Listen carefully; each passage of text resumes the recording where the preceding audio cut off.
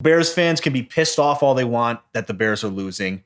But when they are losing, they climb back in every time. Yeah. The team does not give up. So obviously Eberflus has the culture that you want, right? Yeah. There's a reason they're climbing back into these games. Like, they have half the talent the Cowboys do. And that game came unhinged with the Micah Parsons fumble recovery. That was it. Yeah. That's when the game became out of reach, because then the momentum swung incredibly. But they kept climbing back when they had no business being in that game. The Dallas Cowboys defense hadn't given up more than 16 points all season. And then or maybe it was 18 points or 19, something like that. And then they give up 29 to the Bears. Yeah.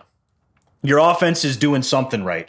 Get some O-line. Chase Claypool is going to help at receiver, whether he has an impact on the stat sheet or not, I don't know. But if you have Claypool, Mooney, and N'Keal Harry, who, by the way, got his first touchdown since 2020, as well as Cole Kmet did. Yep. But if you can have Claypool and Mooney open each other up, and then N'Keal Harry can fill in as your number 3 somewhere, and let's say you start getting your tight ends going more with Cole Kmet. Your offense is... Ryan Griffin's really solid, too. He's solid. He's a good tight end number 2. He's solid for what they have.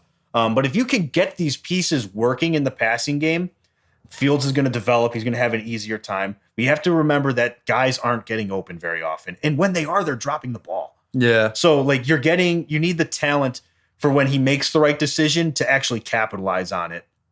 And then you just need to address O-line. So, the culture is there. A team that that's lacking talent is playing above their weight limit, like above their belt level. You know what I mean? So they're hanging in there with teams that they shouldn't be. Yes, are they going to have some bad games? The Bills are coming up. Yeah, that's going to be tough. Dolphins are this week. That could be a tough one. Eagles later in the year as well. Yeah, so they're going to have some tough games. We're going to watch some tough games. Yeah. But the point is, the guys don't give up. The players aren't giving up. The coaches, I think, are doing a good job with what they have. Fields is progressing. Let's see some more growth here. Claypool can be a huge part in that growth. And yeah, I guess just take it with a grain of salt when they have a bad year. This is the most encouraged I've been with a bad Bears season in a long time. No, because there's actual building blocks that you can see. There are pieces to success that you can see here. And like I said, when we went into this season, we didn't expect to win. We didn't expect that. We just wanted to see development from Fields. And these last 3 weeks have really showed that Fields is putting in the work. He's trying to fix his mistakes. And I think he's coming into his own in the offense. I think he's finally figured out the offense. Mm-hmm. And I really hope that we have that this continues. Yeah, I would like I said, the Claypool thing, that's going to be a huge part in his development, whether people realize it or not. Having a second reliable receiver. Yeah. That's big. That'll be so helpful for him. And again, I think this year it's not really fair for Claypool because the quarterback play. Yeah, it's been terrible. Yeah, it's been really bad. It's not doing very well either. Yeah. So honestly, you're going to get a really good receiver. He's a number 2. He's a good number 2. It can work. Yeah. Nick, closing remarks before your question of the week, or just your question of the week? For me, year 1 of Fields very raw. You can see that there was talent there, but not NFL ready.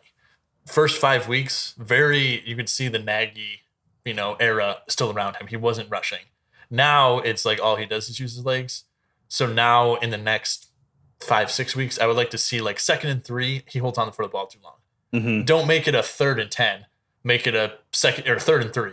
You have Dave Montgomery. Throw the ball away if anything. Yeah. Dave Montgomery for the first 6 weeks pretty much was getting 40 yards to carry. So if you're at if you're 2nd and 3, leave it there. Don't try to make a play. So I feel like that's going to be, as time goes on. And like you said, get the tight ends involved. You have Chase Claypool now, who's a taller guy, who's a bigger target for Justin Fields. He's progressing in the right direction. Yeah. The first 5 weeks, I saw no improvement from year 1. It was even almost worse. Mm-hmm. It's I'll agree not with using that. your legs. Your offensive line is slightly better. You don't have any weapons still, but I don't care if Darnell Mooney's not open. Still throwing the ball. At least prove that you can throw it out there. Yeah. But now he's starting to use his head a little bit more.